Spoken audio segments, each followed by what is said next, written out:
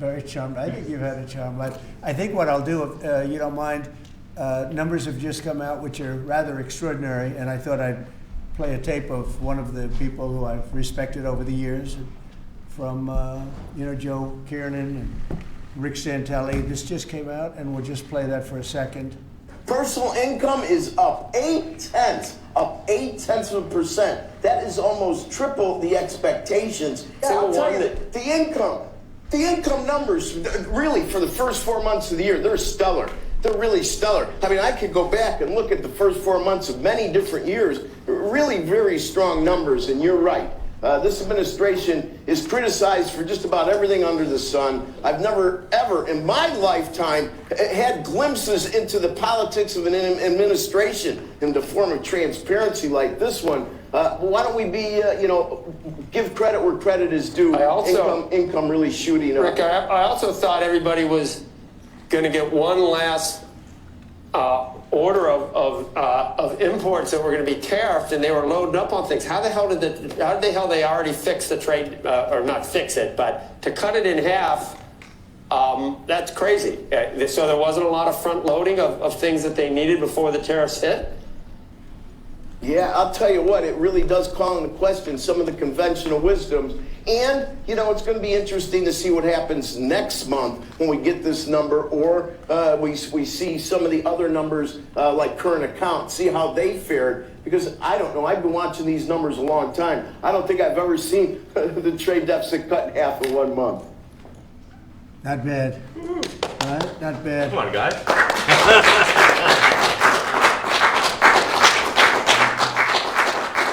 Yeah. I see Howard and Scott are here, so it's great.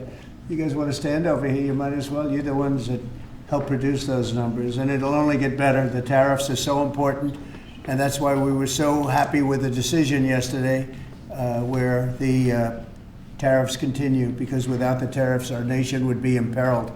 We would really be imperiled. I think I can say that with great surety, Scott and Howard. And so we were very happy to get that decision, that big decision yesterday. And today it's about a man named Elon, and he's one of the greatest business leaders and innovators the world has ever produced. He stepped forward to put his very great talents into the service of our nation, and we appreciate it. And I just want to say that Elon has worked tirelessly helping lead the most sweeping and consequential government reform program in generations. And the kinds of things that he's found and his people have found. He's brought a group of very smart people in, and they found things that are pretty unbelievable. I have to say that the numbers that we're talking about are substantial, but they're going to be very much more substantial with time, because many of the things that we're working on right now, we're going to have to remember Elon as we find them, but the numbers could double and triple because many things, we don't want to go out with them until we're sure, but we've found things that are unbelievably stupid and unbelievably bad. With the Department of Government Efficiency, Elon's delivered a colossal change in the old ways of doing business in Washington. Doge has installed geniuses with an engineering mindset and unbelievably talented people in computers. I actually asked Elon one time, what's their primary thing? And they have a lot of primary things, all having to do with being smart. But he said the thing that they're really the best at is working with computers, so that they can't be outsmarted by somebody that's not so honest, that happens to also be good with computers, but not as good as these people. But the mindset in the senior ranks of every federal department, and it's really changed. And with Elon's guidance, they're helping to detect fraud/waste and modernize broken and outdated systems. So as you know, we're talking about various systems and changing systems. And, sadly, it takes a long time to do that. You'll change, let's say, a system at IRS and computerize it properly, where the job can be done in 1/10 the time, but it takes sometimes years to rebuild those systems. But we've started, in many cases, I will say that this has less to do with Elon, but the air traffic control systems, we're bidding out to the best companies in the world, those systems right now. They were what the previous administration was horrible what they did. They spent billions and billions of dollars, and in the end, it didn't even come close to working. They tried to hook up wire to copper, and it can't be done. And they just spent billions of dollars and just wasted money. Actually made the system much worse. So we're going to get a brand new modern system. Congress is working with us on that, and we're going to get it done as quickly as we can. But it's in the works, and once it's done, it'll be good for 30 years. But we have a system that's 48 years old and would have a modern computer hooked into a very outdated computer, and they don't hook up. I mean, they didn't hook up. So after spending billions of dollars, they turned on the system, and in never any cases, from local to countrywide, they never worked. More than 75,000 bureaucrats have voluntarily left their taxpayer-funded jobs to come out and really do the job. Countless wasteful and unnecessary contracts have been terminated, and you know that we have terminated many, many contracts, and many contracts, Elon, are right now being looked at, and it may be 6 months, it may be almost a year in some cases. We're going through procedures, we're going through courts, and we'll remember you as we announce billions of dollars of extra waste, fraud, and abuse. Just as an example, Doge canceled $101 million for DEI contracts at the Department of Education, $101 million, and that was just a small section of the Department of Education. $59 million for illegal alien hotel rooms in New York City, and the landlord never made the kind of money that he made in the last short period of time. $59 million to a hotel in New York City, $45 million for diversity, equity, and inclusion scholarships in Burma. In Burma, does anyone know about Burma? $42 million for social and behavioral change in Uganda. $40 million to improve the social and economic inclusion of sedentary migrants. I can say it's $2 billion to Stacey Abrams and her environmental movement. There was $100 in the account, and all of a sudden they found $2 billion in the account. And I assume that's being looked at. I don't know, I'm not sure, but I assume that's being looked at. Think of that, $2 billion. And then Lee will tell you there's another one over there for $20 billion being spent on another environmental question. $20 billion, not 20 million, a lot, not 200,000, which is a lot. So think of it, in her case, you have $100, and now all of a sudden she gets hit with an infusion of $2 billion just before I take office. $20 million for Arab Sesame Street in the Middle East. Nobody knows what that's all about. Nobody's been able to find it. $8 million for making mice transgender. So they spend $8 million on making mice transgender. And those are better than many of the others. I could sit here all day and read things just like that, but we have other things to do. So it's much, much more than just that. We're totally committed to making the Doge cuts permanent and stopping much more of the waste in the months to come. We want to get our great, big, beautiful bill finished and done. After that, we put some of this into the bill, but most of it's going to come later. We're going to have it cauterized by Congress, affirmed by Congress. In some cases, we'll make cuts. In some cases, we'll just use it in a different layer to save the money. But it's hundreds of billions of dollars. Doge has also fully modernized the federal retirement process and continues to work very hard on the IRS modernization. But we're taking that over with Doge. Many of the Doge people, Elon, are staying behind too, so they're not leaving. And Elon's really not leaving. He's going to be back and forth, I think. I have a feeling. It's his baby, and I think he's going to be doing a lot of things. But Elon's service to America has been without comparison in modern history. He's already running one of the most innovative car companies in the world. You look at his factories and compare them with some of the old factories we have, and it's a big difference. And the most successful space company, and I guess in history you would have to say the largest free speech platform on the internet, etc. Yet Elon willingly, with all of the success, he willingly accepted the outrageous abuse and slander and lies and attacks because he does love our country. I know that very much. He loves our country. He comes from another country, a country that's going through trials and tribulations, I would say. But he's all about the USA, and Americans owe him a great debt of gratitude. So I just want to thank Elon for his time as special government employee. Can you imagine? They call him an employee, but it's a special government employee, and for coming and helping us, and he really has changed the mindset of a lot of people. A lot of people thought, maybe we'll cut 1% or 2% or 3%. Then they said, wow, we can cut a lot more than that.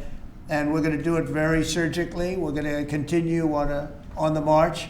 We're making America great again. When I was in Saudi Arabia, and we were in, as you know, 3 really great countries, predominantly the 3.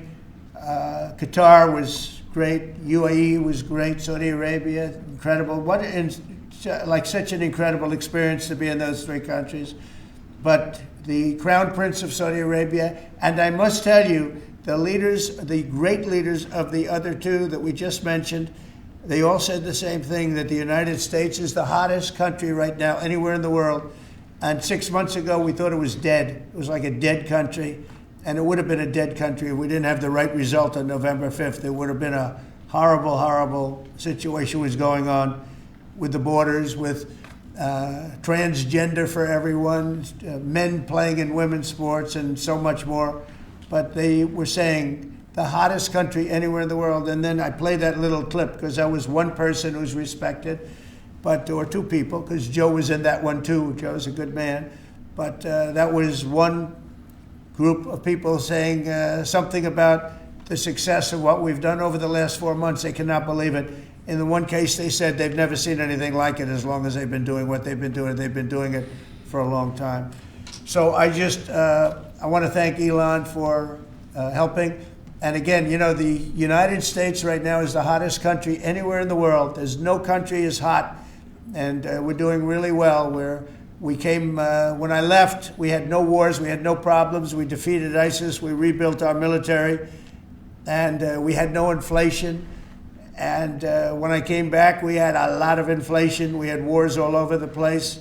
We had the embarrassment in Afghanistan where we gave up billions and billions of dollars of military equipment, the most embarrassing moment in the history of our country, I believe. I believe that strongly. We have Russia with Ukraine. We had the attack on Israel in October, the horrible attack, October 7th. Horrible, horrible attack. Nobody's ever seen anything like it. And now we have something where we're really healing a lot of that.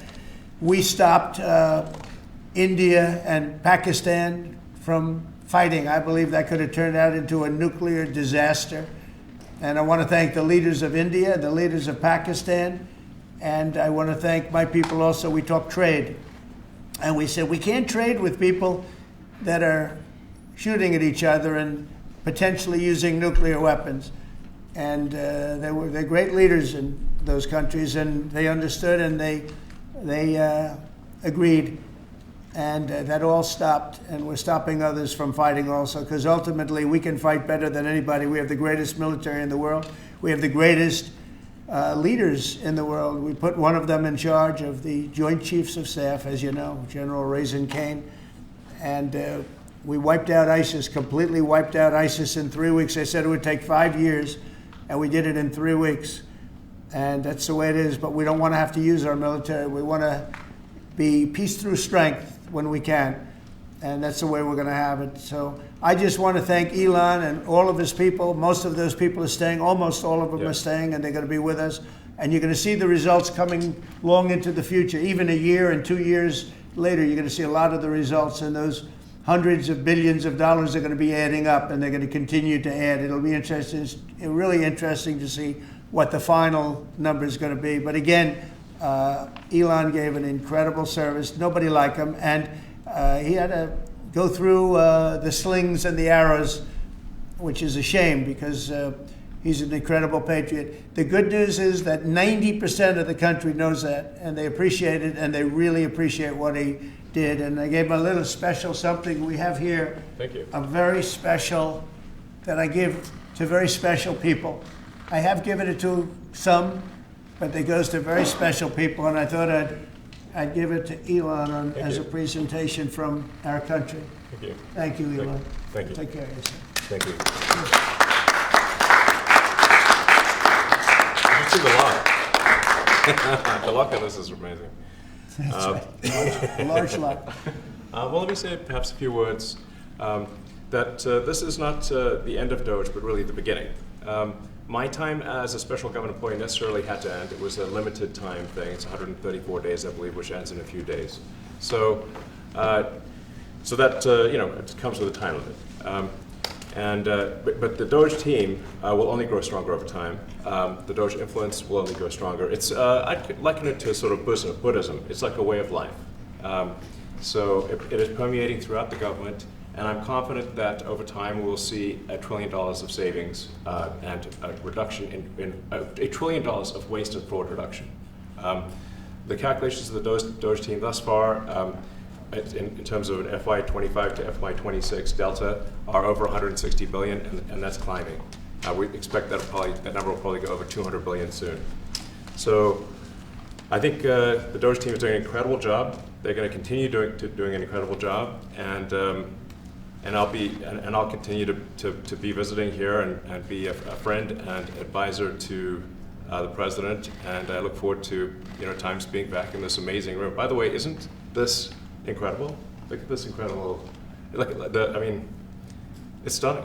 I think the way that the Oval Office, how the president has just completely redone the Oval Office. It's beautiful. I love the gold on the ceiling. Thank you. It's pretty nice. Yeah. That's been there a long time. That was plaster. Nobody ever really saw it. They didn't know the eagle was up there, and we highlighted. It's essentially it's a landmark, a great landmark, and that's 24-karat gold, and everybody loved it. And now they all see it when they come in. So it's been good. The Oval Office finally has the majesty that it deserves, thanks to the president. So I look forward to continuing to be a friend and advisor to the president, continuing to support the Doge team, and we are relentlessly pursuing $8 trillion in waste and fraud reductions, which will benefit the American taxpayer. That's it, really. Thank you, Mr. President. Thank you. All right. Great job. Thank you. Thank you, President Trump. The president mentioned that you had to deal with all the slings and arrows during your time at Doge. There's this. Well, some of the people, some of the media organizations in this room were the slingers.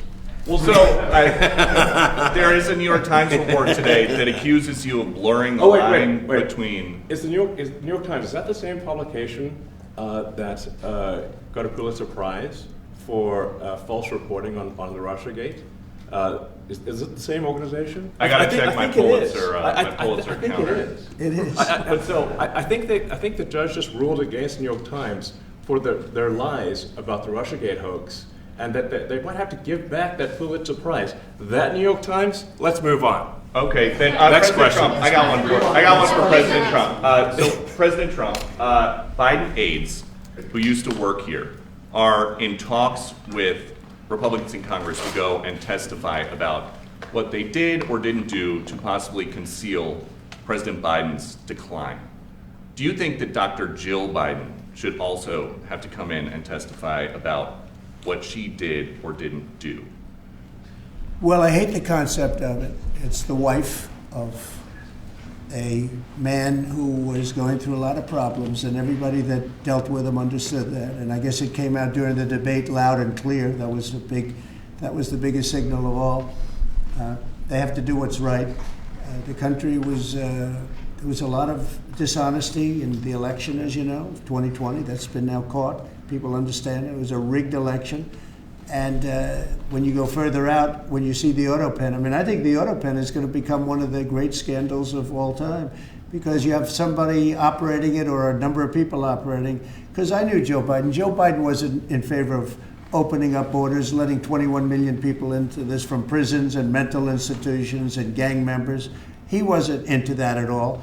And who signed these orders, proclamations, and all of the different things that he signed that set our country so far back, that was so bad for our country? With the auto pen, how would it work? Like, we're in the Oval Office right now. If there was a group of rogue staffers that worked for you who wanted to advance a bill or an executive order without your knowledge, how could they do it? How do they go Well, it's very behind hard the because president's I'd back? read your newspapers or your media the next day and I'd say, well, I didn't approve that, and I would find it. I mean, they wouldn't get away with it for long because they'd say, I never signed that. Who the hell signed that? Auto pens, to me, are used to sign letters to people because we get, I think they said 20,000 letters a week, and you like to be able, when somebody takes the time to write a letter, it's nice to sort of write back. And auto pens are meant for that. Auto pens are not meant to sign major proclamations or tax cuts or borders, anything having to do with the border, which is so important. And if it happened on my watch, I would be able to see it because the next day or sooner I'd be reading about something that I knew nothing about and who the hell signed this. So I almost never used the auto pen. In fact, yesterday I was signing about 81, I think it was 81 proclamations and statements to people that I think should be signed by us. I think when you write letters to foreign dignitaries or presidents or prime ministers, you should be signing those letters, not done with auto pens. I understand he signed almost everything with an auto pen. It's a very dangerous thing. It really means you're not president. Whoever operated the auto pen, and we think we know who that is, and it was actually more than one person, but that's not what the presidency is all about. I hardly used to use it.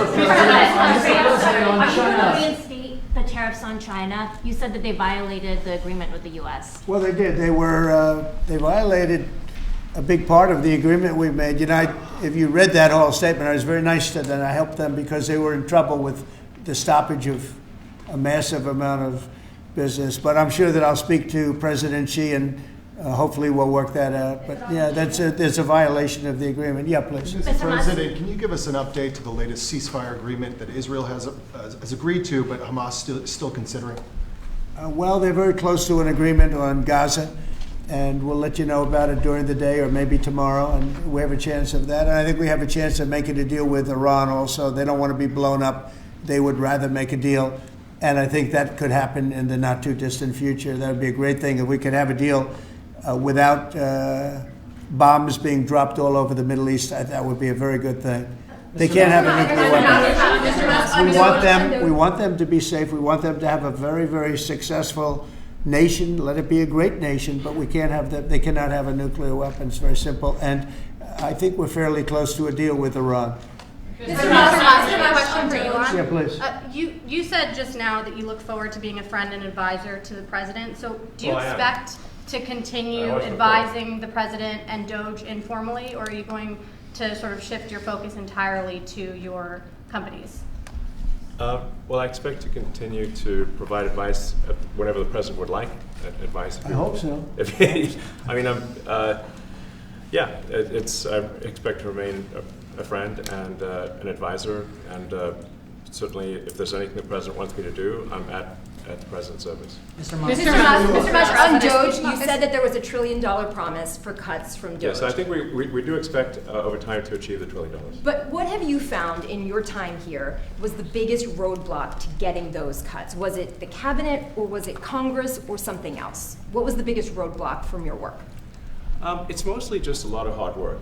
It's really not any one person or Congress. It's going through really millions of line items and saying just each one of them makes sense, or does not make sense.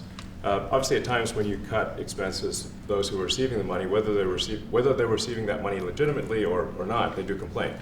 And you're not going to hear someone confessing that they received money inappropriately. Never. They're going to always say that they received money appropriately for an important cause. Naturally, that's what you'd expect. So we just have to. It's just a lot of work going through the vast expenses of the federal government and just really asking questions.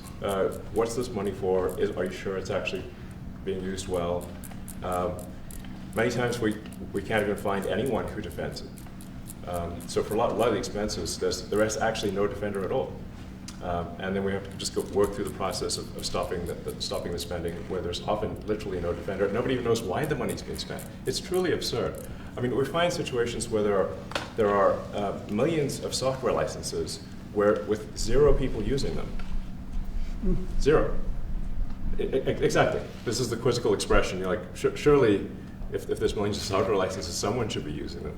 No, and then we've got to go through the process of saying, okay, look, if no one's using the software, we need to terminate this software license agreement. That's everywhere in the government, by the way. Mr. Musk, what do you think would be easier, colonizing Mars or making the government efficient? It's a tough call, but I think colonizing Mars and making life multiplanetary is harder. And as I said, we do expect to achieve over time the $1 trillion of savings. We can't do it in like a few months, but if you say by I think the official end of Doge, which the president may choose to extend, is the middle of next year. Say by the middle of next year, with the support of the president and Congress, could we achieve $1 trillion of savings? I think so. We're on track to do so. Do you have faith that Congress is going to? Mr. Musk. Thank you, Mr. President. You had mentioned earlier in the week that Doge had become a whipping boy, and as the president mentioned, you went through a lot to go through this process. Yes. Was it worth it for you, and what would you change? Yes, so what we found was happening was that if there were any cuts anywhere, then people would assume that was done by Doge. And so we became like essentially the Doge boogeyman, where if so any cut anywhere would be ascribed to Doge. A friend of mine's daughter, who's at law school at Georgetown, thought that Doge had cut the Senate, internships the legal internships for the Senate, and we have nothing to do with that. So if they have been cut, it's not to do with us, just as an example.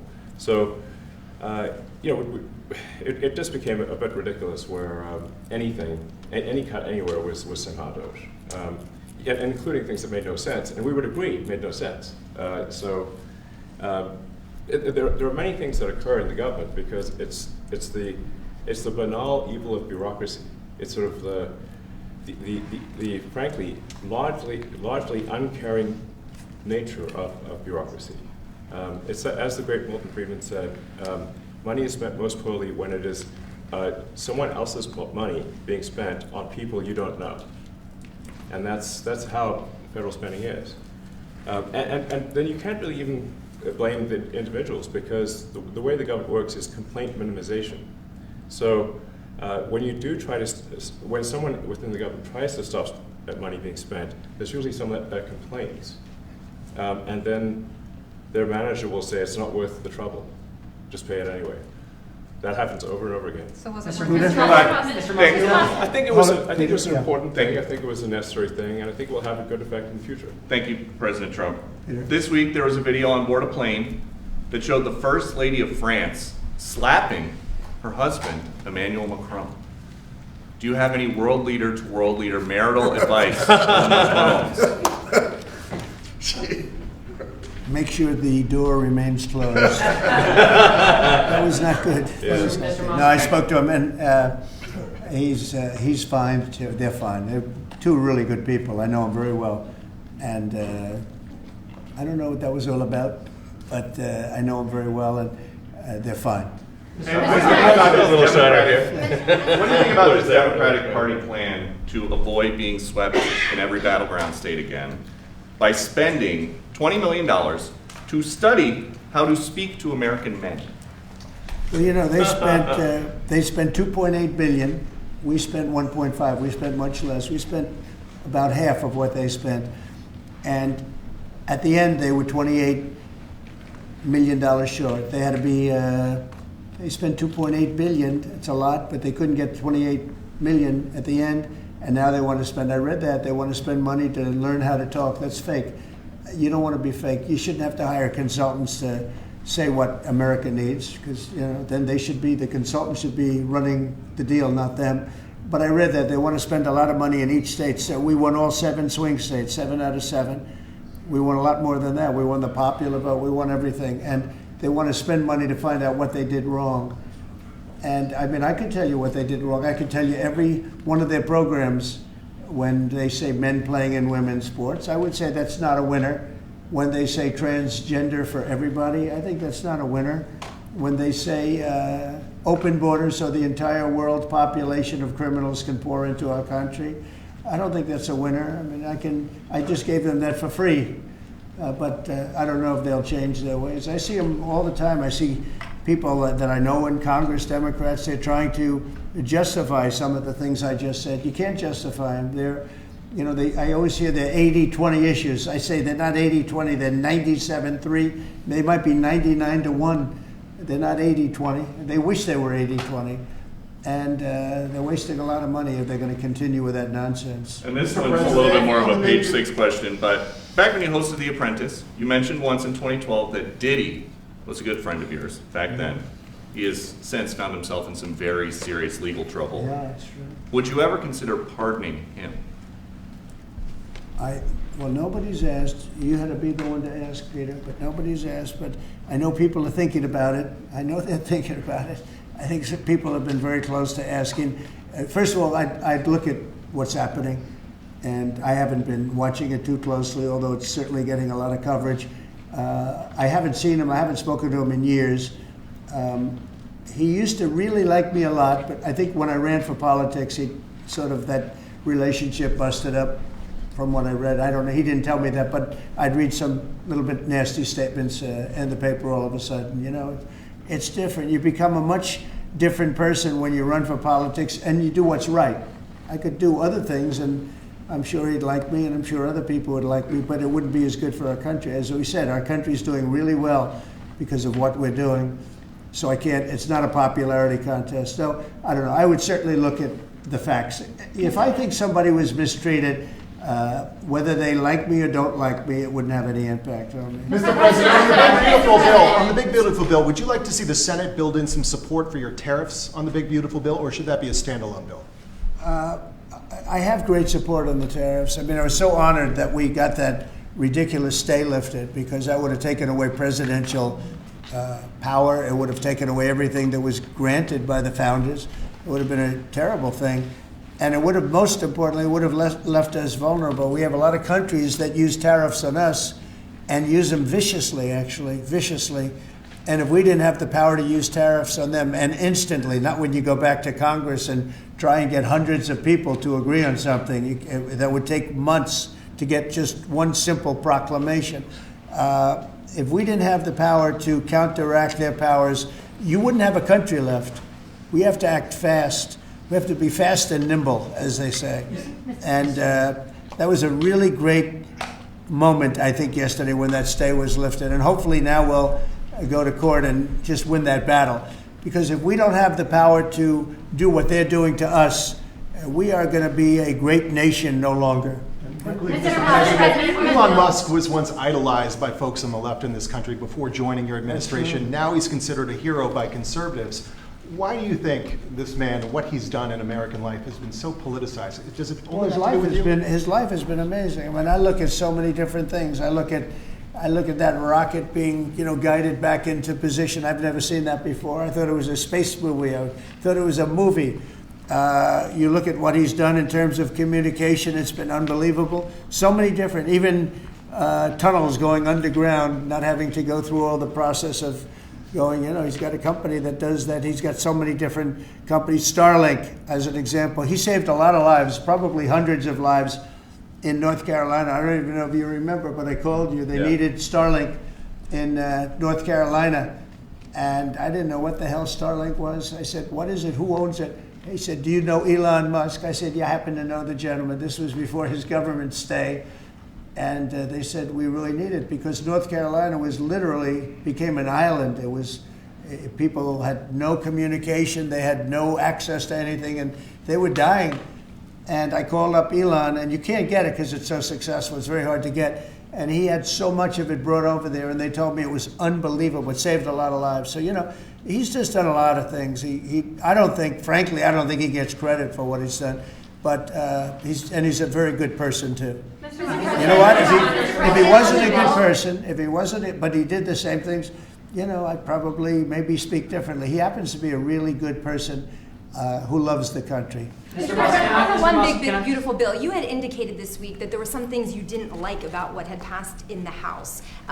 What changes do you want to see the Senate make? And you had also indicated there were things you didn't like about the bill. What would you be suggesting he push senators to change in their version? Well, I'll tell you, I'll go first. It's an unbelievable bill. It cuts your deficits. It cuts, it's a huge cutting. But there's the things I'd like to see maybe cut a little bit more. I'd like to see a bigger cut in taxes. It's going to be the largest tax decrease or cut in the history of our country. I'd like to see it get down to an even lower number. I was shooting for a slightly lower number. I would have liked to have done that. But with all of that being said, when you look at the tax cut and the fact that the original tax cut, which made us so successful, we had the most successful 4 years in the history of our country, the economy, and this is going to be even better. And you see that by the reports that came out just yesterday or tonight. I guess they were released this morning at 8 o'clock. You see the kind of numbers where somebody that's a pro is like, whoa, I haven't seen numbers like this since I've been doing this. You know, these are human emotions of professionals that have never seen numbers like, and we've just started. The bill is a great bill. It's going to be jiggered around a little bit. It's going to be negotiated with the Senate, with the House. But the end result is it extends the Trump tax cuts. If it doesn't get approved, you'll have a 68% tax increase. You're going to go up 68%. That's a number that nobody's ever heard of before. You'll have a massive tax increase. If it does get approved, you'll have a large tax cut, the largest we've ever had. When you add the past tax cuts that we got you, the Trump tax, they call them the Trump tax cuts. It's an amazing bill. It does amazing things. With all of that, it's going to be adjusted a little bit over the next coming weeks, and I think it's going to be passed. The Republicans want to pass it. With all of the great things it does, including an extension of debt, it's the extension. We have to extend the debt. If we don't extend debt, we're in default. Now, the Democrats might like our country to be in default, but in 250 years, we've never been in default. That was handed to them by a very well-meaning man that gave it to them because he thought it was the right thing to do. It could have been their problem before the election, but this man thought it was the right thing to do, and he was well-meaning. I don't hold anything against him for that, but that was put on our plate when it should have been on the Democrats. September 28th, a famous date. It should have been taken care of by the Democrats, but this person, a man of power, gave it to us so that in June that comes due. Well, we have to take care of that because if we don't take care of it, we have a country in default, and we don't ever want to have a country in default. You know, I'll tell you, a certain senator, Elizabeth Warren, said that she would never, ever allow a default on our debt. She would never let it happen, and she would like to get rid of the debt ceiling, what's called the debt ceiling. I call it the debt extension because we really need an extension. That she'd like to see that gotten rid of, and there are many people that agree. Many Democrats agree with that, but we gave that through, and you know, I don't want to say an error. He did it well-meaning. They gave that to us. It was a Democrat problem just before the election. Would have had a huge impact on the election. And to our benefit, we won anyway, but to our benefit. But felt that really for the good of the country, we should extend that. But Elizabeth Warren and various other people would like to see that. Her whole career, she wanted to see it terminated, gotten rid of, not being voted on every 5 years or 10 years. And the reason was because it's so catastrophic for our country. And I always agreed with her. That was one thing I agreed with her on. Now, I haven't spoken to her, but I would say that if you asked her that question now, she'd say, no, it's their problem. But it's a very unfortunate situation. It's a very unfair situation. And she happened to be right on that. It should be gotten rid of, or it should simply be extended. But that's one of the things that gets taken care of in this bill. That automatically gets extended for a 4-year period, and it should be. But I agree with Elizabeth Warren on that. I think you should get rid of it. It's too catastrophic. Yeah, please, go ahead. What message do you like to send to international students? Are they still welcomed to study in the United States? And one question for Mr. Musk. The students? Well, we want to have great students here. We just don't want students that are causing trouble. We want to have students. I want to have foreign students. I think Harvard, you know, it's close to 31%. That's a lot. Our country has given $5 billion plus to Harvard over a short period of time. Nobody knew that. We found that out. I wouldn't say that was a Doge thing, but we found that out over a period of time. That was sort of a Trump thing. We ended up in litigation for other reasons because they're very anti-Semitic. And in finding out and in going through the books, we found out that the country gave them $5 billion plus, much more than that actually. And we're having it out with them, and let's see what happens. I think we have a very good, well, it's a very sad case. It's a case we win. We can't lose that case because we have the right to make grants. We're not going to make any grants like that. But I don't think Harvard's been acting very nicely. I think Columbia wants to get to the bottom of the problem. They've acted very well. And there are other institutions too that are acting, but Harvard's trying to be a big shot. And all that happens is every 3 days we find another $100 million that was given. 2 days ago we found $200 million more. The money's given to them like gravy. I'd like to see the money go to trade schools, where people learn how to fix motors and engines, where people learn how to build rocket ships, because you know somebody has to build those rocket ships. Yeah. And I'd like to see trade schools set up, because you could take $5 billion plus hundreds of billions more, which is what's spent, and you could have the greatest trade school system anywhere in the world. And that's what we need to build his rockets and robots and things that he's doing, and to build lots of other things. And you know, I went to school with people. In some cases, they weren't good students, but they could fix the engine of a car better than anybody I've ever seen. They could take it apart blindfolded. They had an ability at that. And they did very well. They made a lot of money. You know, it's a very skilled job. It's great. But I'd like to see a lot of money going into trade schools. I've always felt that. And we probably found our pot of gold, and that's what's been wasted at places like Harvard. And the money's been wasted. Yeah, please. Yeah, well, I wanted to ask quickly, Mr. Musk, what is your eye okay? What happened to your eye? I noticed there was a bruise there. Well, it wasn't. I wasn't anywhere near France, so. But what does that mean? No, I didn't notice his eye. First lady of France. Getting slapped, you know. I didn't notice. Yeah, no, I was just horsing around with Little X, and I said, "Go ahead, punch me in the face," and he did. Turns out, even a 5-year-old punching you in the face actually does. That was X that did? Yeah. X could do it. If you knew X, he I could saw do his it. mom right now. Mr. But I didn't really feel much at the time, and then I guess it bruises up. But I was just horsing around with the kids. I didn't basically. notice it, actually. President Trump, I got one. I know that you try to stay pretty neutral because not your war, but as And by the way, not my war. I just want to solve the problem for people. This was not a war that was going to happen if I were president. right, and so not your war, but as you try to fix it, and as you survey this hellscape of the Ukrainian front lines, It's horrible. and you and your team deal with a very stubborn Vladimir Putin. Yeah. Do you And look? Zelensky. Yeah. But do you look at this Very conflict stubborn Zelensky, too. any differently now? Like, do you look at this and see Putin as the good guy or the bad guy? So I've known him very well, and I went through a lot of things with him because Russia was, you know, the Russia hoax turned out to be a total hoax. New York Times, they got a Pulitzer Prize. They have to give back the Pulitzer Prize. That's my lawsuit, and they're doing very poorly in that lawsuit. But you know, they wrote stories about how it was true and it was false, and you know, a lot of Washington Post also. I have gotten to see things that I was very surprised at. Rockets being shot into cities like Kiev during a negotiation that I felt was maybe very close to ending. We were going to solve a problem, and then all of a sudden rockets got shot into a couple of cities and people died.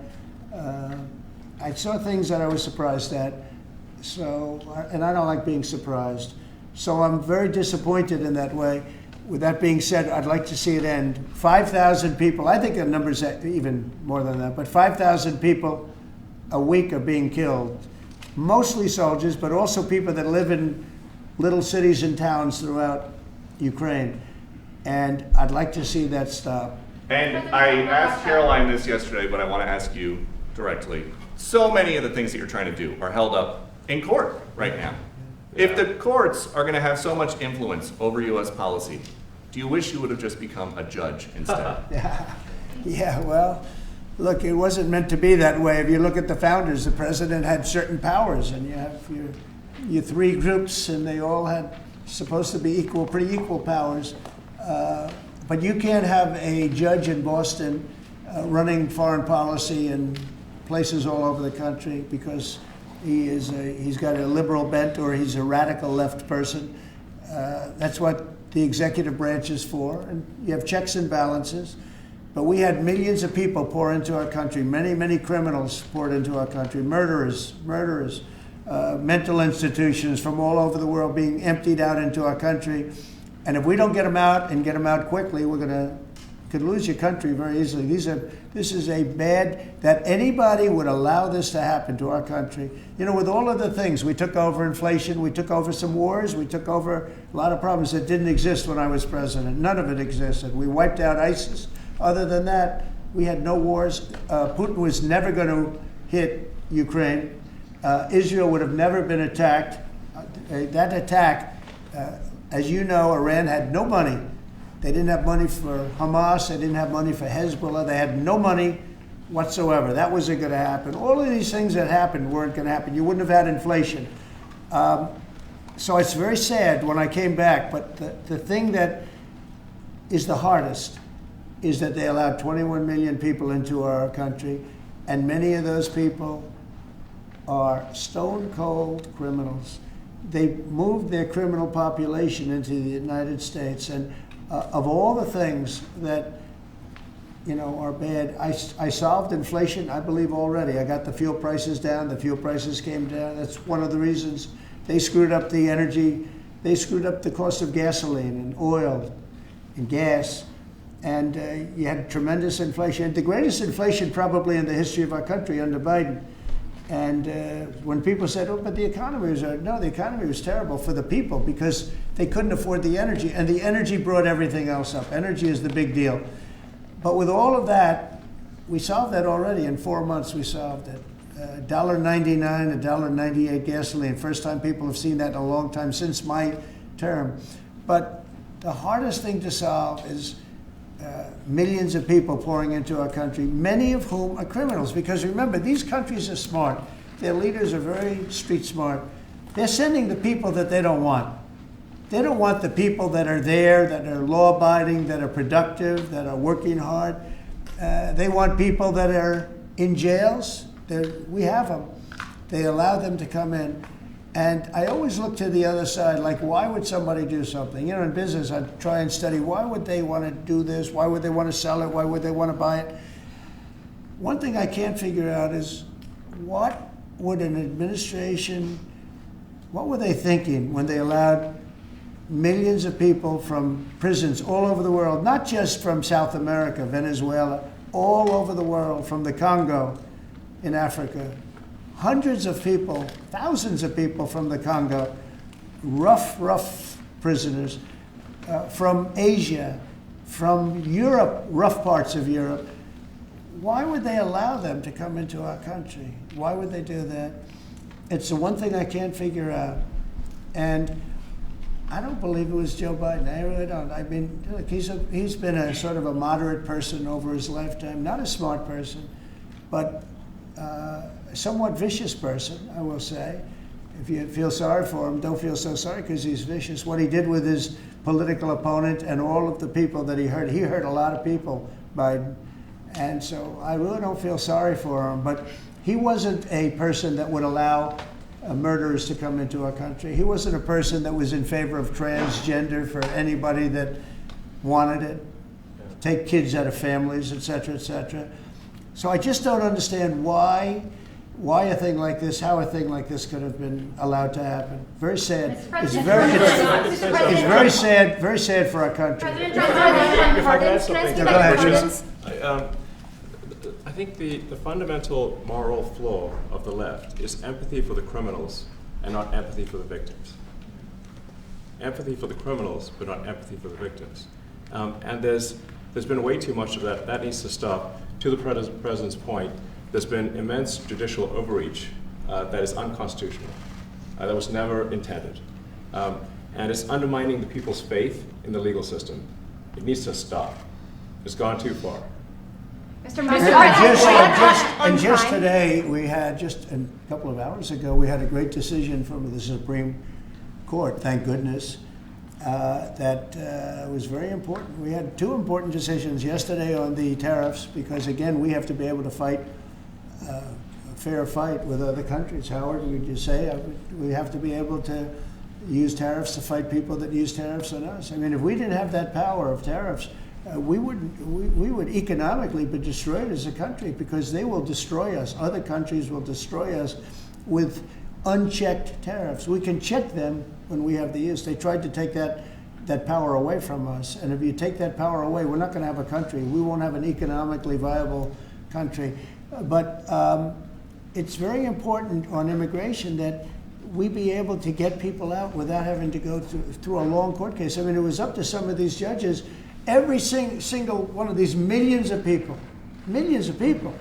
criminals, prisoners that were let go from jails because they save a fortune when they do. They brought them into the United States. You know what they're saving? The money they're saving? But some of murders, it's very important that we're able to get those people out of here fast, bring them back to their country where they belong. And those countries take them, because if they don't take them, they have to go through the wrath of the United States, and they take them. But we have judges that don't want that to happen. And it's a terrible thing. That's going through the court system right now, that whole situation. But when ICE and with Border Patrol, they've done an incredible job. When they do this incredible job and they capture 100 killers and drug dealers, and we can't keep them for years here as we go through trials. We have to get them out rapidly, and we know who they are. We know who they are, and we're very careful about who they are, but we have to get them out rapidly, or again, we're not going to have a country, okay? Maybe one or two more. Go ahead. Are you concerned that tariff may also affect companies like Tesla, which has parts manufactured abroad? And this is also to you, Mr. Musk. Well, he's going to end up building his whole car here. I mean, I thought he built his whole car. Pretty much he does. He's got incredible factories, and like I looked at one in Texas. It's unbelievable. No, all of the manufacturers will build their parts here too. I mean, it used to bother me. They make a part in Canada, a part in Mexico, a part in Europe, and it's sent all over the place, and nobody knew what the hell was happening. I think it's ridiculous. You build a car, make it in America, and I gave them a little leeway on that, gave them some leeway. But over the next year, they've got to have the whole thing built in America. That's what we want. We want America to buy American-built cars. Thank you very much, everybody. Thanks, guys. How was your meeting with Jerome Powell? Good meeting. It was a good meeting. Are you considering? Thanks, guys. Keep going. Thank you. Thanks, guys. Let's go straight out here. Thank you. Thanks, guys. We can come back for the chords. Ray, you want me to take the...